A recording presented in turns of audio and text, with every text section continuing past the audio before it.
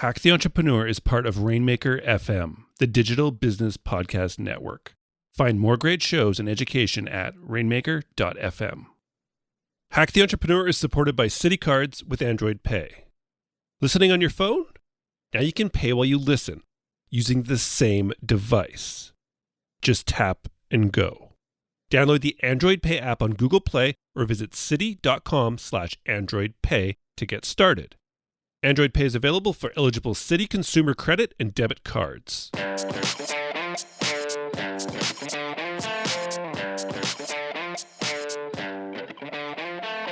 Welcome to Hack the Entrepreneur, the show which reveals the fears, habits, and inner battles behind big-name entrepreneurs and those on their way to joining them. Now here is your host, John Naster. Hey, this is Hack the Entrepreneur. Thank you so much for joining me today. I am your host, John Naster, but you can call me Johnny. My guest today is the CEO and founder of Songfreedom, a music licensing platform where photographers and cinematographers can come to find the perfect song for their story with the click of a button. My guest is not afraid to leap down paths others fear to tread. From young manager to music licensing entrepreneur, my guest used a natural inclination for persuasion and sales to become a leading force in the democratization and expansion of music licensing. He is also the co-founder of UManagement, a unique and dynamic partner and management company for artists. Now, let's hack Matt Thompson. Hack the Entrepreneur is sponsored by Citi Cards with Android Pay. How cool is it that we live in a world where you can use the same device to listen to Hack the Entrepreneur and buy your morning coffee, groceries, and more? And did I mention that it's a super fast way to pay? Just use your Citi card with Android Pay at the register. Get in, get it, get going. Download the Android Pay app on Google Play or visit citi.com/androidpay to get started. Android Pay is available for eligible Citi consumer credit and debit cards.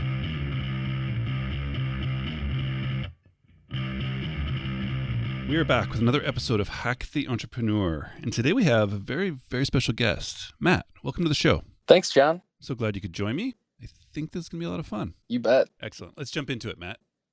Matt, as an entrepreneur, can you tell me what is the one thing that you do that you feel has been the biggest contributor to your successes so far? So far, I found that I see connections where other people don't seem to necessarily see connections, whether it's between people or products or just different things that, when you pair two people or two things together that are strong in different areas, or how you can kind of create new opportunities, fill needs and things like that. So you might have two very, very, diverse things and most people just don't usually see those things coming together somehow. But for whatever reason, I do, and it's a wonderful, wonderful gift. Nice. Is this where you're, as like a creator of things, is this where your value comes in, is like that connection between two already sort of existent things? Yeah, I think at least a little bit. I think that most entrepreneurs tend to see things in a different way than maybe a very inside the box thinker, if you will. I'm not sure if I've ever even seen the inside of the metaphorical box. I don't even feel the need to ever look in there. I'm just doing just fine sitting playing around outside of it. So, but yeah, I think that being able to see those things and that has led to a great deal of our success. That coupled with the fact that I always ask the question, why not? Which I think is another. I think that's a typical strength of most entrepreneurs, though, is you have to ask that question, why not, all the time, right? Like, why doesn't that exist? Why can't we do that? Yeah, why doesn't it exist? Why isn't nobody else doing it? Like, why not? Why not me? Why can't it be done? I think that a lot of people get hung up on, oh, this is the way that's always been done. This is the way that everybody does it. This is the way that this guy does it, or whatever. And that it's like, okay, well, why can't it be done this way? Why can't I do it this way? And that's served us really, really well. We call it stubbornness or whatever you want to call it, but it's worked out just fine. I love that question of why not. And if it doesn't and you want it to exist or that question to be answered, then do it yourself, right? Why Yeah. you can't wait just for someone else to do it because it probably won't happen. That's why it has. No, I'm far too impatient. Yeah, me too. Me too. Okay, so Matt, right now you're running 2 consecutive businesses together. I mean, they're separate businesses, but I mean, they're probably kind of intertwined. Yeah. And they're both doing well. So let's go back. So either it's to the beginning of these businesses or before, but looking back, there seems to be this time in every entrepreneur's life when they've realized one of 2 things, that either they just can't work for somebody else anymore, or they just need to do something big and make this difference in the world. So I'd love it, Matt, if you could sort of tell us what side of the fence you see yourself on, and then take us back to when you discovered that about yourself. Sure. Yeah. You know what? Going back about 7 years ago, I had been in banking for a while, and I did all sorts of different things from market management, commercial lending, asset quality, risk management, all sorts of things in that world. And I was always very, very adept with, different, I guess, just different, all things numerical, I guess, and risk assessments and things like that. And, you can actually be really good at something and still hate it, not get any enjoyment out of it. And I did for a while, but like in so many things, it's no surprise to anyone that the banking world is heavily, heavily regulated, and it became more and more so following 2006. And then by the time I was leaving in 2009, it was just no fun for anyone anymore. And most days I was pretty much felt like I was working for the Fed instead of a, individual institution or something. And so, I was done well enough to where I could, just leave and kind of find what I wanted to do next. Definitely a certain amount of a risk there. It was following just getting married, and I had a very, very understanding wife who knew that I was just super unhappy day in, day out doing what I was doing. And so I decided, you know what, I've got to find something else. I'm not sure what it is, but this place that I'm at is just absolutely draining all, energy, creativity, anything out of me. So if I'm gonna really find something that I'm good at and that makes me happy, I need to just focus on that. So it was, it's a very risky thing to do, to jump ship without another boat to jump into. But I had nothing. Like there was no inkling of starting Songfreedom or whatever. The idea, as far as I knew, didn't exist at that point. And that, but after a little bit of looking around and getting job after job offer after job offer, and all that, of all sorts of things that I didn't want to do, had a old buddy of mine call me that was into video production, and just talking about trying to clear rights to this big label song, and it was just so frustrating and could never do it, but knew that he needed to get rights for it. Said, hey, there's got to be a way, and I said, okay, well, let's get together and talk about it. And that started the conversation that ultimately turned into a business, seeing that that one individual with a need in a marketplace turned out to be hundreds of thousands of individuals with the same exact need, which is, it's good enough. Yeah, I would say so. And so is that friend a co-founder or in the company?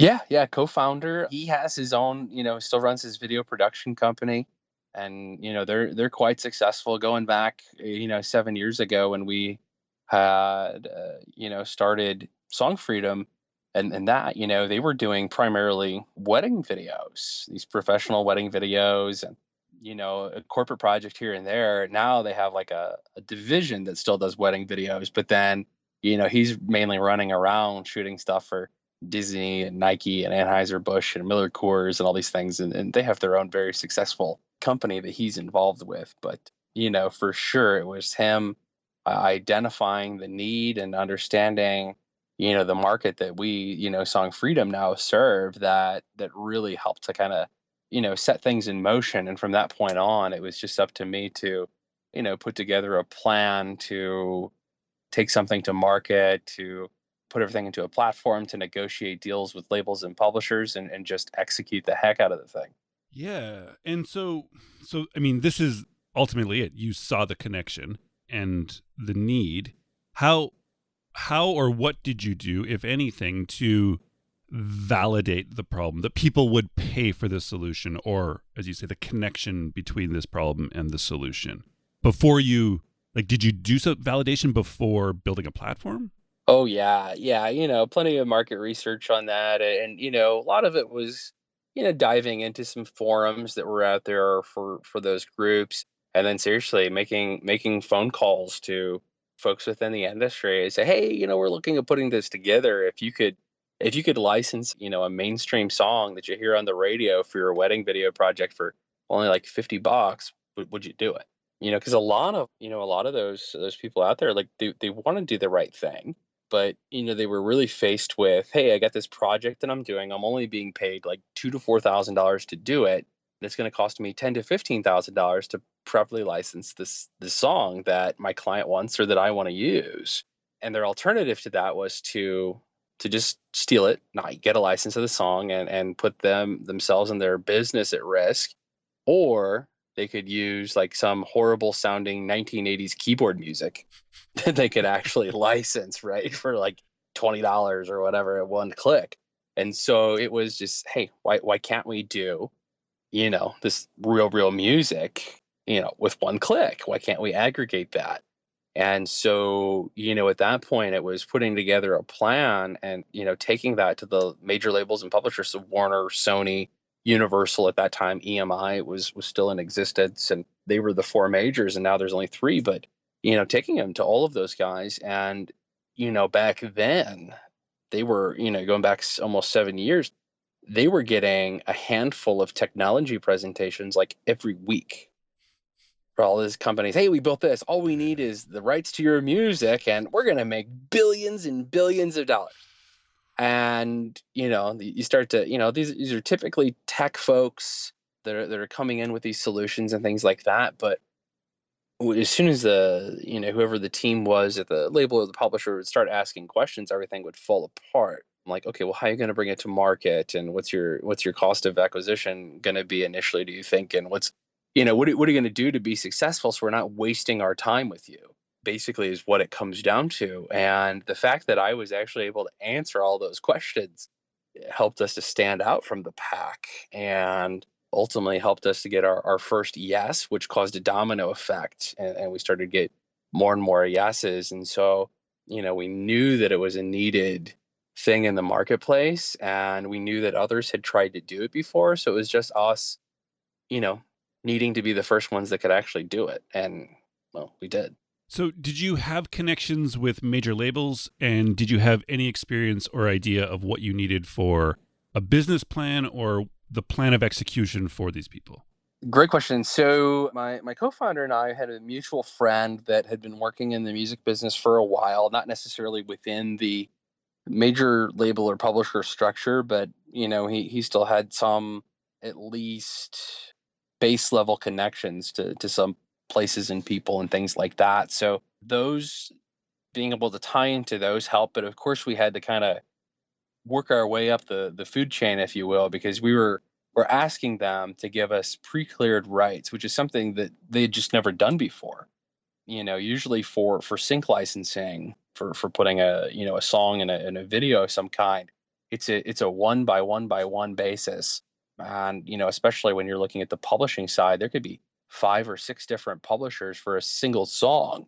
And typically speaking, like, you've got to go jump through all of those hoops to clear each one. But in any case, we knew that we had to figure out, what's this mechanism going to be to tie all this together, pay all this out, and make sure that, we can figure out what's equitable, because everybody's going to make what, they think their fair share is. And where we didn't want to be a nonprofit organization, so we had to figure out how to make money too.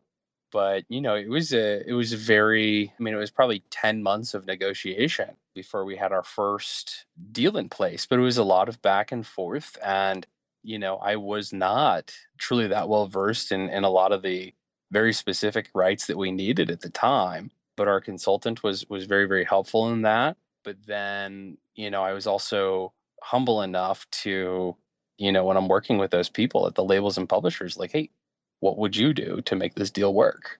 What would you need to do? And they, well, it'd be a lot easier to approve it if we could change this to this to this to this. And I'm like, okay, fine, let's do that then.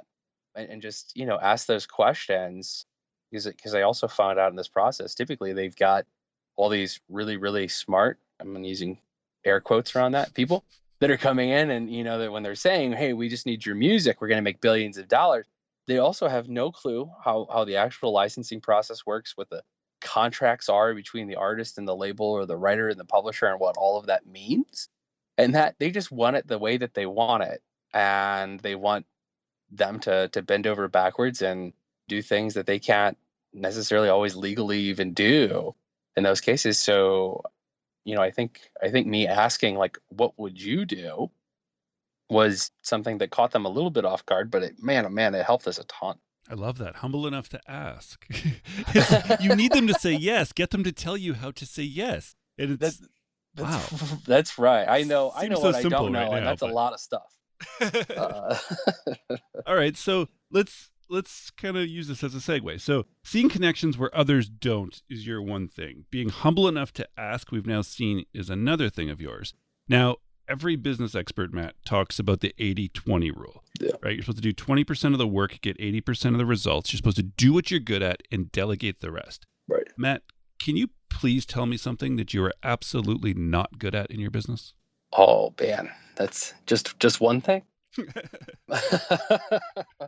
There's all sorts of things I'm not good at, but anything that requires any sort of tediousness, for sure. I mean, it's the all the tiny little detail execution and things like that. I don't miss details and things like that at the onset of an agreement or anything like that. Make sure that all the ducks are in a row, everything like that. But when it comes to, oh my gosh, of course you have the data entry side of things, and categorization of things, and all that. It would take me 10 times longer to do that stuff than a lot of other people. I just slow down, get into a fog. If it's not creative or conversational in that, I am the absolute wrong person for the job. Fair enough. And so you're kind of big picture. Fair enough. Yes. Probably sounds like not the tediousness, but you're almost 7 years into business now, and you've realized this. Yeah. Looking back, would you say that you realized this too late about yourself? No, I mean, I realized it a long time ago. I knew this, but quite frankly, when you're starting out and you're just trying to get by on as little capital or whatever as possible on that, you don't really have a choice, right? You just have to buckle down, do the things you don't like or you're not good at or whatever, and you just have to make time for them. I'm like every other entrepreneur. I worked 80 hours a week for myself, so I didn't have to work 40 or 50 for somebody else, right? I truly, my first 2 years in the company, I'm pretty standard 75, 80-hour work weeks. And yeah, so I mean, now obviously we have a staff, and I've got people that are better at certain things that I just suck at, to be candid in that. And it's absolutely fantastic. And I just get to focus on doing what I'm good at, whatever that is. And you have to basically earn the right to be able to only work at what you're good at. It's like you have to put in those 80-hour weeks for a year or two, whatever it takes to get the capital to hire people to fulfill those positions and needs. I mean, I had to, God love somebody if they don't have to and all. That's great. But I would say that more often than not, just gotta, you're just gonna have to suck it up and get the job done. Right. And so now that you have a team and you have obviously businesses that are running, let's sort of talk about a project within a business and like sort of a new area you want to go, a new form of customer acquisition or any sort of project within it. Now that it's not just you and maybe a co-founder's time and energy being at stake, there's more people. How do you determine when an idea comes to you or is brought to you or comes through your inbox, whatever it is? How do you determine as like the CEO when a project is worth not just yours, but your team's time, energy, and resources? It's a great question. I've kind of figured out to like a dollar amount in some cases. If something comes through, depending on the project, it's either got to be worth, you know, $500 an hour of my time, or I need to think that it's going to generate, at least $100,000 in revenue in the first year, and it's tear it apart a little bit to see what the potential is. But if it's not pretty clearly at least having the opportunity to become one of those things, then it just gets pushed to the back burner. Wow. Yeah, and I think that'll continue to that no both of those numbers will continue to grow. I think as we grow, as far as just what's going to be worth our time. You get to a larger company like we work a lot, do like co-promotional stuff with like Vimeo as an example all the time. Obviously, they're owned by IAC, this massive, massive company, and so I would think that a company like Vimeo isn't going to take their time to do something unless it's worth, $1 million in the first year. It's all relative, right? That's true. Actually, I never thought of it in that way. Like, I mean, a $10,000 a year project, that's not going to be worth Vimeo or YouTube or somebody's time. Right. So basically, as your team grows at the scope of the project, to even make it to the stage of where you're going to determine if it's worth it, it has to pass that test. It really does, and I found it's pretty common. We have good relationships with a lot of different folks, and one of the social media companies I was chatting with, and that we were talking about different forms of collaboration, and I had to basically realize and admit to them that what we were talking about might only bring them an extra 20 to 30 million dollars in a revenue, and that really just wasn't worth their time. Wow. It's hilarious to think in those terms almost. I mean, for a company our size, like, I'm going to spend all kinds of time to get 20 to 30 million extra that than we're getting right now. And that, but for a social media giant, it's just seriously not worth it. If it's not, I'm guessing at least 100 million is probably going to be their role to like, okay, should we explore this further? So yeah, it's just a different world out there in some places.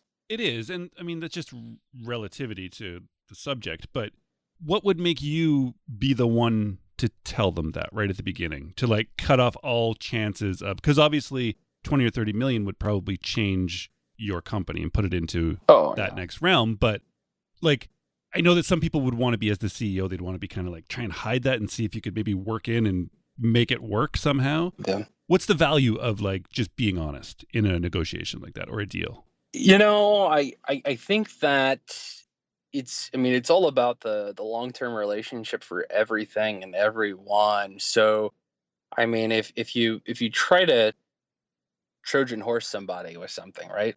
You're not dealing with stupid people here. If we're talking about, Facebook, Twitter, Vimeo, YouTube, or any of the other folks that we deal with or whatever, it's like these are these are not, unintelligent folks here.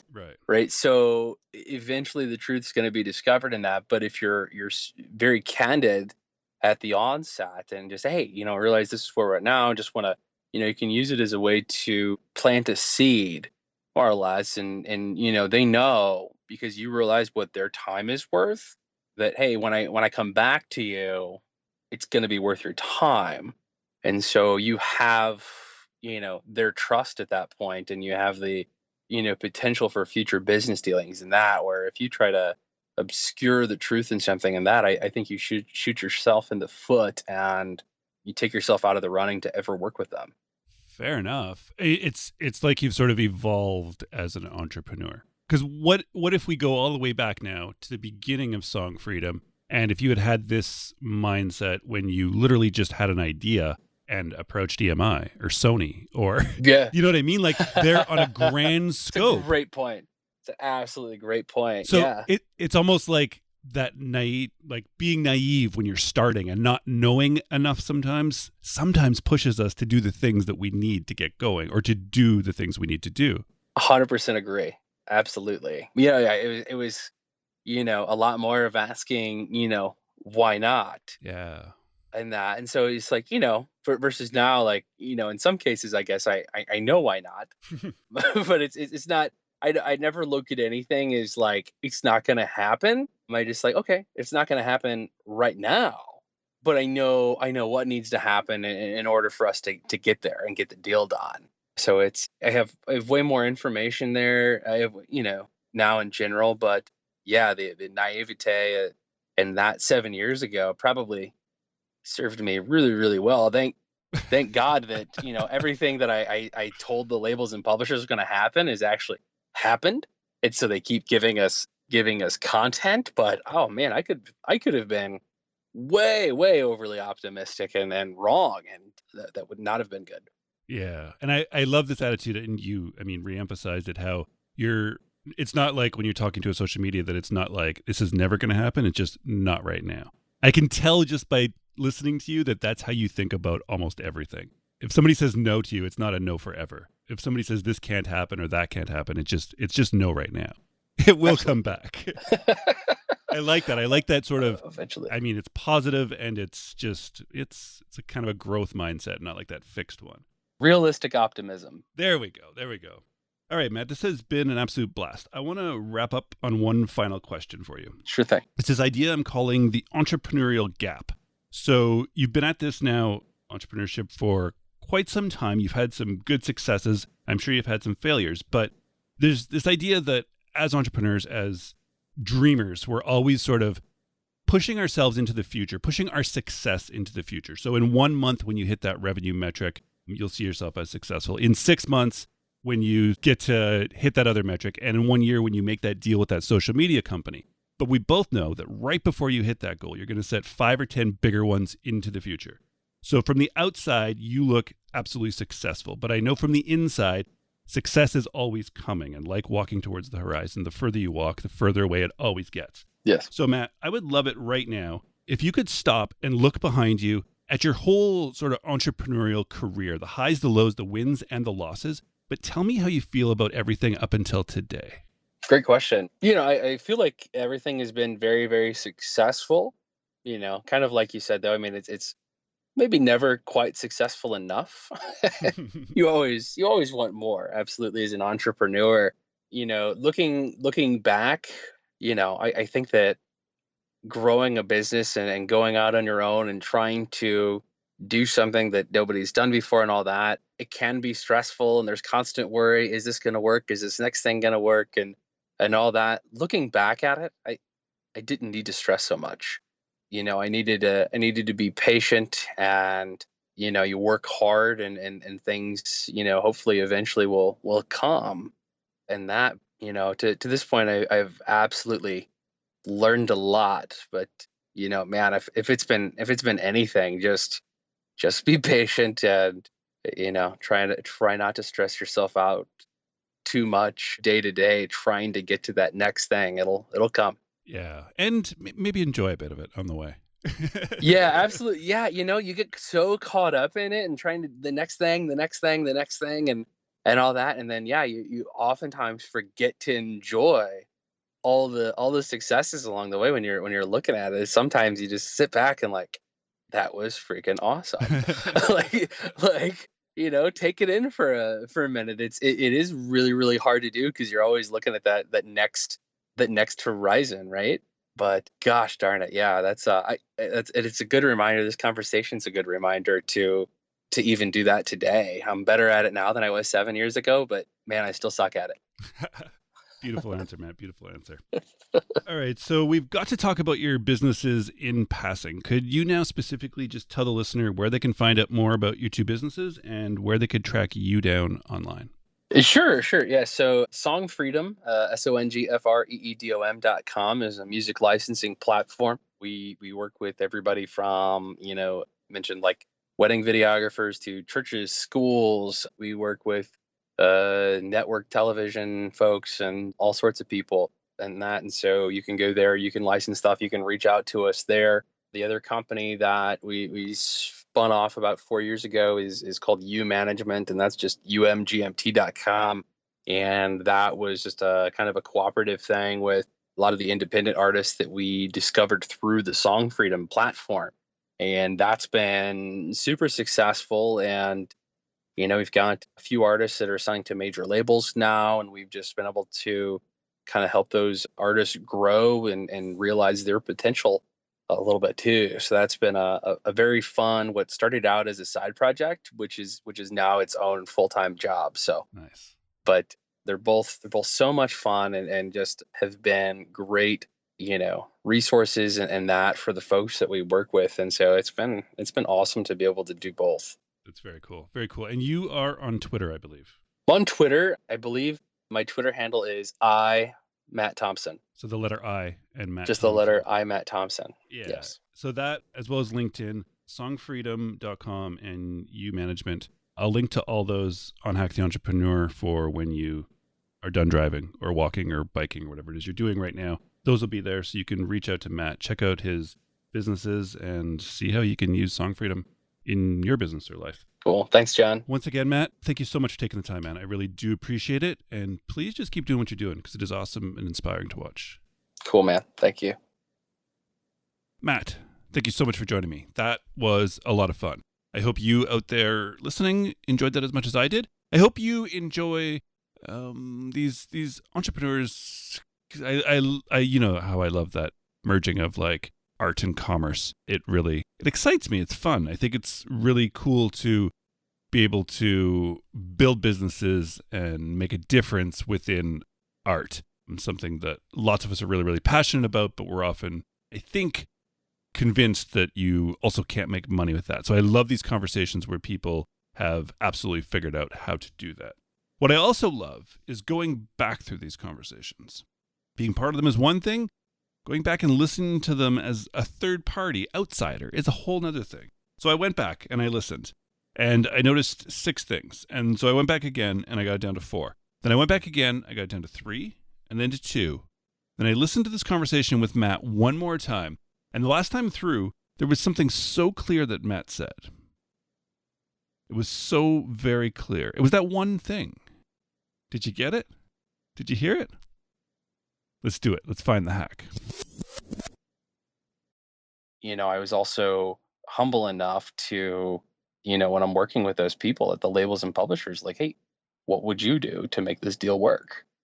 What would you need to do? And they, well, it'd be a lot easier to approve it if we could change this to this to this to this. And I'm like, okay, fine, let's do that then. And that's the hack. Matt. This is awesome. Humble enough. So, and I guess it's humble. It's a really great form of negotiation. No matter if you're trying to negotiate licensing or a contract for business or financing, whatever it is. I mean, all day, every day, we're negotiating with our friends, our family, people we work with. It's just how it works. And the idea of thinking about it from the other side of the table, so the other person's perspective. This is exactly what Matt is just talking about, right? So what would you do to make this work? Not sitting there projecting and being like, I can do this and this and this and this. And the other person's completely like, this person doesn't understand licensing. All these things. If you open yourself up to the point of, well, what would you do? They're going to tell you how to make whatever deal or negotiation is you're trying to make work. This sounds so simple, and it is. Yet it's insanely like profound and powerful. Next time you're sitting down trying to make a negotiation work, trying to get a contract signed, and there's some sort of something holding it back, do not be afraid to say, what would you do? Or how could we make this work? Tell me what you need. And don't do it because you just want them to say whatever and then ignore it. Like literally, you want to know, you need to know, and then you need to find a way to make that work for them. That's how you'll get things happen. That's how you'll make contracts get signed. That's how you'll make deals work. That's how you'll get your team to do what you need and to get on board. Always see it from their perspective. They need to see it as a win, whatever the contract or negotiation is. And this, to me, is one of the greatest ways to do it. What would you do to make this work? I love it. Thank you, Matt. All right. That was a lot of fun. I'm so happy that you stopped by.